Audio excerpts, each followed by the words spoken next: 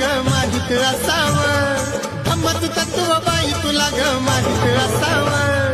पांढरी साडी नेसून बुद्ध पूजेला बसावं, पांढरी साडी नेसून बुद्ध पूजेला बसावं. पांढरी साडी नेसून बुद्ध पूजेला